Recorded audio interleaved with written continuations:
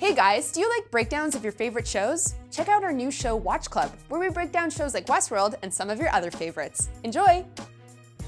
Welcome to MojoTalks, and this is WatchClub, the show where we break down the biggest shows on TV. I'm your host, Matt, and Phoebe has made her return this week. Phoebe, welcome back. Thank you. We're going to be breaking down Westworld Season 2, Episode 5, Akane no Mai, which was written by Dan Sietz and directed by Craig Zobel. Amazing episode. It was really Great good. episode. I honestly think this episode and last week's episode have been by far the best For sure. of the season. Maybe even the series. I don't know, but they were both really great. Agreed.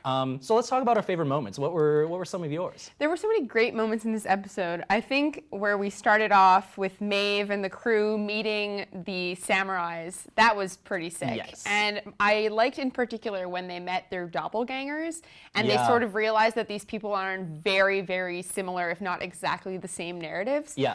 So when Maeve and Akane had this connection because they both had the motherly instinct, if you will, that was really, really cool. I also really liked when Armistice and the character with the dragon face tattoo. Yeah, the Japanese Armistice character anyways.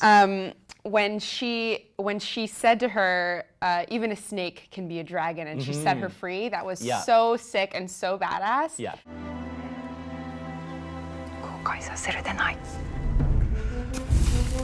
I thought that whole scene was really cool too. Not just scene, but that storyline. Yeah. I was actually really bummed every time they went back to Delores and Teddy. We'll talk about that a little bit later. But I was just so enthralled by the whole Shogun World thing. And to that point, I really loved how all those scenes were kind of like an homage, or at least, you know, very similar, almost shot for shot as the series premiere. Yes. You know, being introduced to all these characters, the way they kill certain people, it's just like very similar in shots. So I thought that was very cool. One of my favorite moments. Also, one I think we both can agree on was Maeve finding her new voice. Whoa. That was crazy. That was mind-blowing, right? It was crazy. I think I'm finding a new voice.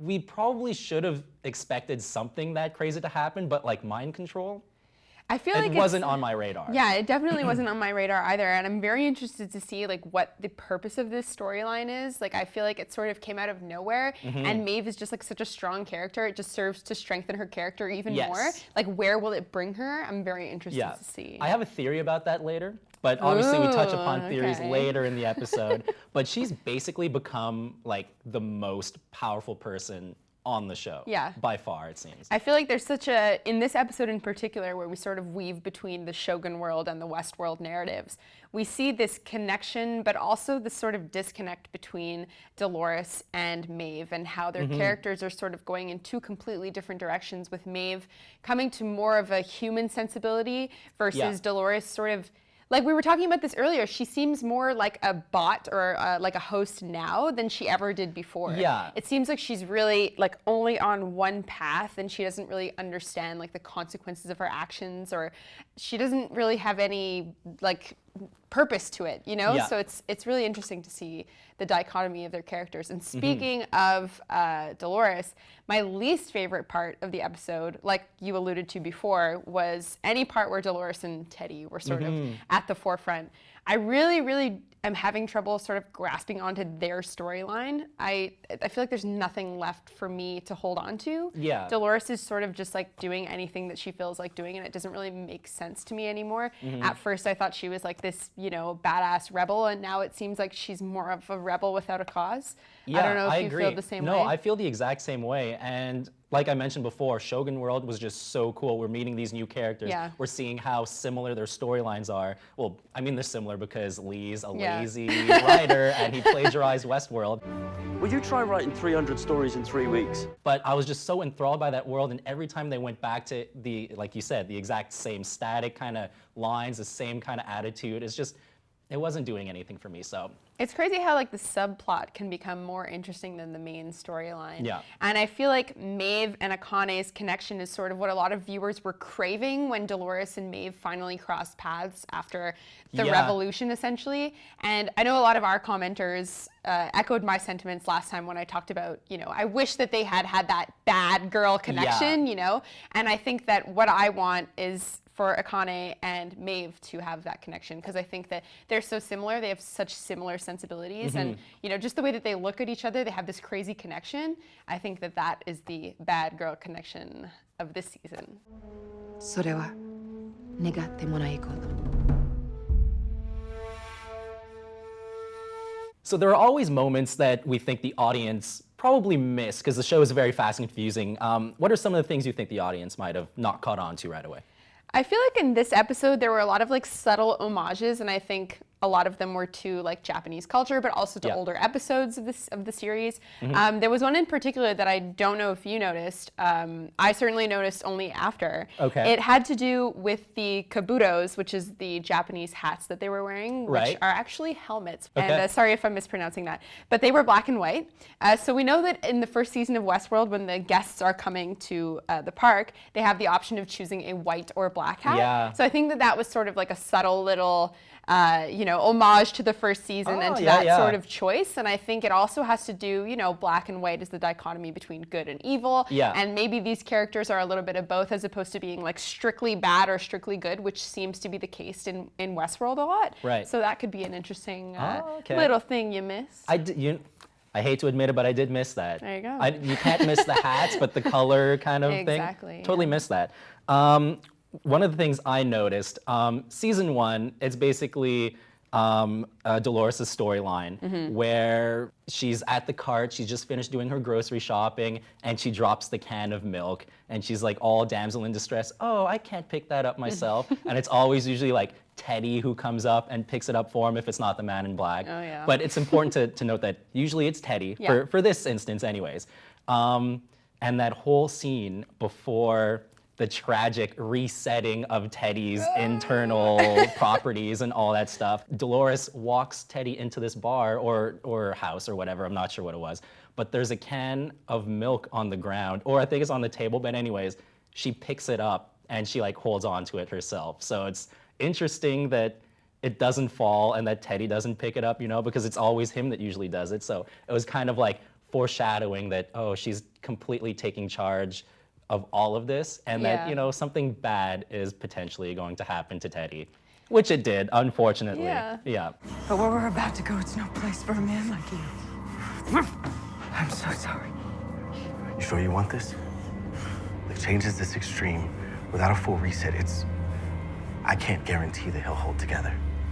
To grow, we all need to suffer. I feel like we've lost all of Dolores at this point, and we're only sort of seeing the Wyatt in her. Yeah. Do you feel the same way? I agree. And it touches upon what you were talking about before, It's like, yeah, she's like omnipresent now. She knows, or at least she thinks she knows what she's doing, and she has complete control over herself. But it just seems like she's so one note, one dimensional, and she's only like has eyes for her plan, which is very Wyatt-like in essence. So yeah, I would agree. Also, it might just be me connecting these little dots that may not be there, but I thought there was like a little bit of like hair foreshadowing. It was interesting. Yes. Maeve, right before Akane kind of does the dance for the Shogun, and unfortunately her little daughter figure dies. It was very sad, but also she kills her she kills him, I should say, by taking like the knife out of her hair and cutting his head completely in half, which was so super sick. gruesome. So Actually, sick. maybe might have been one of my favorite moments. Me Very too. dark, but anyways, obviously she hid the knife in her hair, and before that, Maeve is talking to her. She's trying to make her like conscious of like the bigger picture kind of thing. And as she's doing this, she's just like grabbing her long kind of braided hair and stroking it and stuff. And I was like, oh, that's interesting. Why so much attention being paid to the hair here? And maybe that's it. That could be it, I think. Oh, interesting. That's cool. Yeah, I know at the end of the episode, I completely missed this and only saw it making the rounds on the internet later. So for those of you who still haven't heard of it, Akane's dance was actually set to the song Cream by Wu-Tang, which was, sort of in like a Shaolin Kung Fu style. And I think it's actually, the original is by the Charmels, As Long As I've Got You, which was sampled by Wu-Tang. I think it's really cool because Wu-Tang, has that sort of influence in their music. Yes. So it was really cool to see it in that setting and in that style. I think it suited the premise. Yeah, that's a very good point. Yep.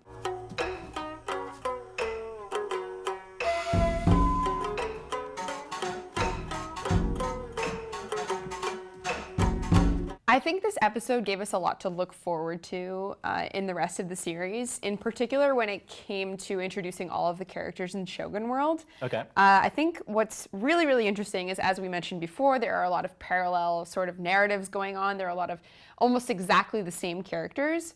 So we saw Maeve has Akane as her equal. Armistice has the dragon tattoo woman. Yeah. Does Delores have a Shogun World parallel? Oh. And is she as irritating?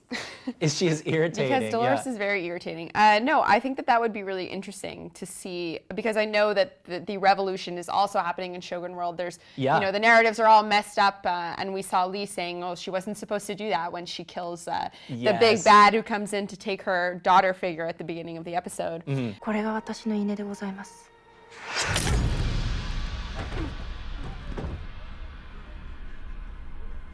That's not supposed to happen. I wonder if there's something similar going on with a character who has the same sensibilities as Delores. That could be very interesting. Yeah. Do you think that she's maybe leading some sort of revolt within Shogun World as well, or is it too up in the air at this I think point? it's probably too up in the air, but it would be really interesting to sort of see that narrative play out from a different perspective. Yeah. Someone with maybe different experiences. Totally, yeah. And maybe, a better grasp on what exactly they're fighting for. Yeah. Because I feel like Delores has sort of lost that in her quest. Totally. So it could be interesting. Maybe a bit more range in her emotion and drive, perhaps. We'll perhaps. see. Yeah. Some of my predictions actually include Delores as well. Oh. So there was the really big scene before, unfortunately, she reset Teddy. Poor old Teddy. Poor Teddy. Poor romantic Teddy. Love Teddy. Anyways, there's the scene when they're having that conversation, and he's like, oh, we should just, you're telling me there's not one spot out there in the world where we can just give up and live our lives together? And clearly she's not happy with that answer. So she's just like, did I ever tell you the story about the cows and my dad? And basically the gist of the story is like, some of the cows have this disease.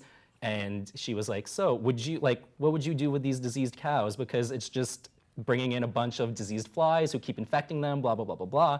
And he was like, well, I'd take the sick cows and I'd shelter them and I'd wait for them to get better until the flies left, And it's like the classic Teddy answer. He's so sweet. He's so sweet. So sweet. But then Delores was like, You know what Daddy did? Daddy took all the sick ones, burned them, like maybe not alive, but killed them, burned them, and it created such a bad smelling smoke that it just kept all the flies away because flies don't like smoke. Yeah.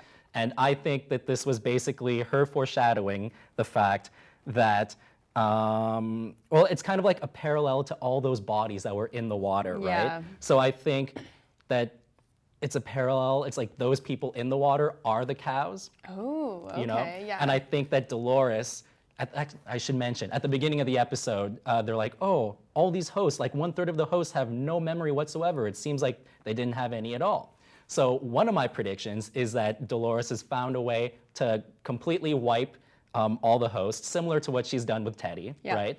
And just dump them all in the water there. So Delos finds this body of people in the water, and they're like, oh, what is this? This is a huge undertaking. We have to take care of this. So obviously they have to grab all the bodies from the water. So it's kind of like a red herring, kind of like distraction tactic for Delores to continue on her quest, because it kind of ties into the whole, oh, not everyone deserves to make it to the Great Valley Beyond, Yeah, right? that's a good And if point. she wipes all of those memories, then the Delos people can't look at their memories, can't look at their data and see what exactly she's up to. Okay. So I think that's one. Or now stay with me here. Okay. Maeve, we know that she has this mind reading ability now. So maybe she just, and I should mention, I think there's going to be a big clash. I don't know if you agree with me, but Maeve and Delores, they eventually have to have this war type Definitely, thing. There's definitely a definitely. battle coming, and I think since Maeve has learned this mind control thing, that maybe she just straight up controls all of Dolores' army and has them Ooh. drown themselves. That's really interesting. Yeah.